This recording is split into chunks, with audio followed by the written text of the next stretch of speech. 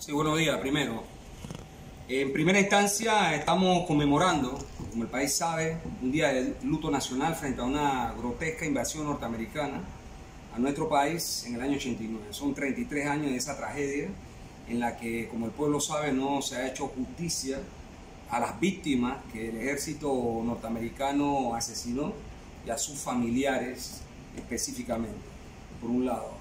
Y es a partir de allí que se acelera el modelo económico, político y social que conocemos en Panamá como el neoliberalismo, que además ha recetado la mayor desgracia que vive la mayoría del pueblo panameño. Entiéndase en sus condiciones materiales de vida. Nos referimos a la educación pública, a la salud pública, nos referimos a las fuentes de empleo, los bajos salarios, la falta de políticas públicas dirigidas a la vivienda de los sectores populares. Y en medio de esa carencia que tiene el pueblo, entonces vive con altos precios, el alto costo de la vida en este país, pero además con el robo, el saqueo, la corrupción de los recursos del Estado, tanto los recursos económicos como los recursos naturales, los recursos minerales, en fin.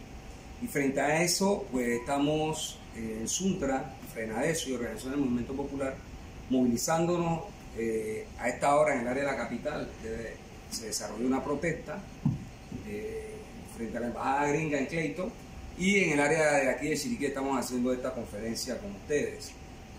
Además de esto, debo anunciar nuestro rechazo a lo que está ocurriendo con el enclave colonial que se llama Minera Panamá, filial de First Quantum. Ustedes deben recordar que Suntra viene denunciando no solo cómo el tráfico de migrantes estaban allí desplazando mano de obra nacional, sino cómo los gobiernos se han comportado, primero con el contrato leonino que hay en esa que hubo, porque ese contrato lo declararon inconstitucional, y después cómo se sigue robando los recursos del pueblo panameño, porque tanto el ministro de Comercio e Industria del gobierno de Varela como el actual han estado vía resoluciones ministeriales dando la posibilidad de que le sigan robando al país.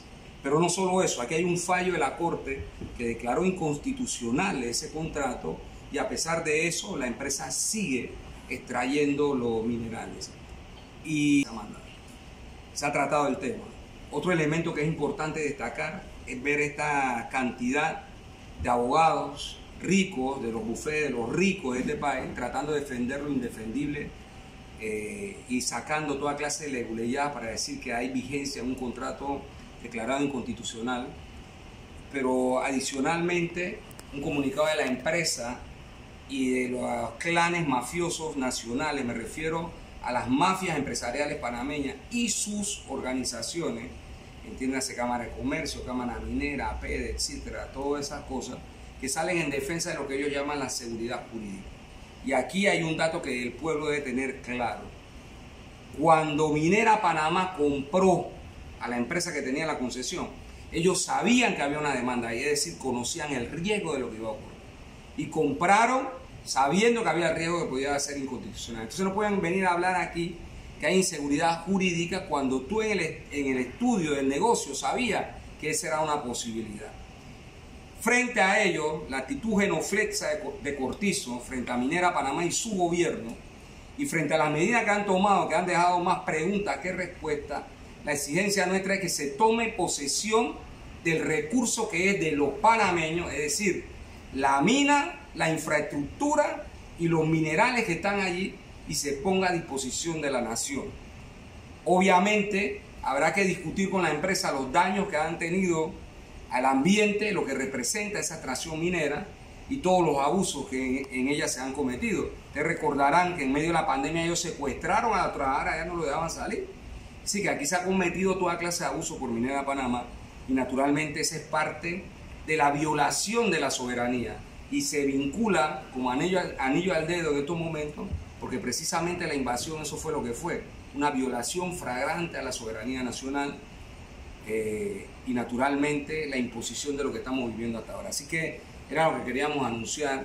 Mañana hay una movilización también de la Fuerza de CONUSI a la Corte Suprema de Justicia frente a un juicio y una sentencia amarilla al cual fue condenado el compañero Gabriel Castillo, donde con pruebas contundentes se demostró que no hay dolo en las acciones de Gabriel. Sin embargo, el Estado panameño, porque naturalmente los gringos vinieron aquí a bombardear áreas que, como todos sabemos, eran áreas populosas, donde vivía pueblo llano. Y esa arbitrariedad con la que actúan los norteamericanos no es solo en Panamá, lo fue en Kosovo, lo es en Irak, Afganistán, etcétera, donde actúan con esa soberbia, con la ley de las bombas para imponer su criterio y su voluntad.